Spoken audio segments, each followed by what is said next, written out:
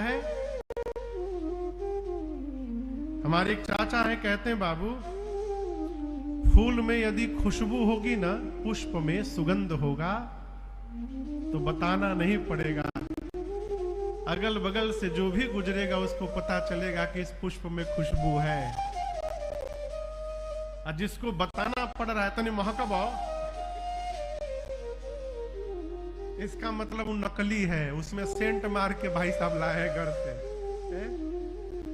देखिए, जो दिव्य होता है ना, उसको बताना नहीं पड़ता है। वो जहां भी जाता है उसकी दिव्यता बताती है कि ये दिव्य है, और समाज उससे परिचित होता है। राम जी बालक हैं कभी, और राम जी गए तो जनक जी महाराज खड़े हो गए हो। विश्वामित्र जी राम जी को अपने एकदम कहें तो लगे बैठा लिए, लगे समझ रहे हैं, एकदम निकट बैठा लिए, मानो विश्वामित्र जी जनक जी को और जला रहे हो। जनक जी भगवान के रूप पर मोहित हैं, विश्वामित्र जब लगे बैठा लिए कि ये अभी अभी आपके पास नहीं बैठेंगे, आपके पास बैठने में अभी समय है, अभी राम जी हमारे पास बैठेंगे, इसलिए विश्वामित्र निकट बैठा है।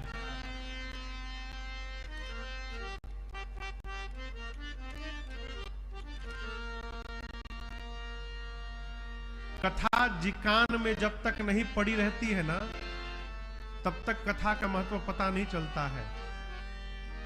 आयोजक जो होते हैं उनसे हम निवेदन करते हैं कि आप पहले दिन श्रोता को बस बुलाइए, पहले दिन प्रचार करके जैसे बुला सकते हैं बुलाइए। पहले दिन की श्रोता दूसरे दिन कैसे आएगी, ये आपका काम नहीं है, ये मेरे रघुनाथ जी का काम है। जो सुनेगा आएगा ही आएगा, कहां जाएगा वो है? उसी प्रकार होता रहे निराकार का। लेकिन एक बार यदि साकार सरकार दिखाई पड़ गए तो सब निराकार का ज्ञान धरा का धरा रह जाएगा। क्यों कह रहा हूं? जनक जी महाराज बैरागी है, सगुण को नहीं मानते, निर्गुण को मानते हैं। कौन कौन? जनक जी महाराज आकार को नहीं मानते, निराकार को मानते हैं। लेकिन निराकार को मानने वाले जनक जी जैसे मेरे सरकार के आकार को देखे, सारा ज्ञान भुलाई गए हो, राम जी के रूप में ही अझुरा के रह गए। राम जी को देख करके मन ही मन बोले कि ये गोरकू तो नहीं, लेकिन जो संवरकू है ना, एकदम हमारी सीता के लिए एकदम उचित दूल्हा दिखाई पड़ रहे हैं।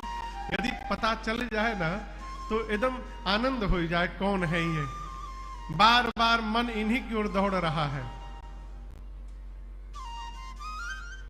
देखे में तनिक लागे गोरखा बदनवा, लेकिन लुभाला काहे रे, लुभाला काहे रे, ई संवर के पे मनवा, लुभाला काहे रे, ई संवर के पे मनवा। जनक जी महाराज पूछे विश्वामित्र जी से, ये प्रवचन बंद किया जाए, बहुत हो गया, ये बताइए, कहु बालक मुनि कुल तिलक, कृप कुल पालक।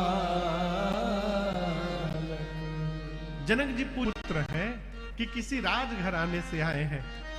हम एक बात कहें विश्वामित्र जी, जो हमको लग रहा है ब्रह्म तो कहीं मेरे आंखों के सामने रूप धारण करके नहीं प्रकट हो गए हैं, ये ब्रह्म दिखाई पड़ रहे मुझे। इनको देखने के बाद मेरा मन ब्रह्म रस का त्याग करके इनके अनुराग में फंस रहा है। आप सत्य बताइए, ये दोनों है कौन?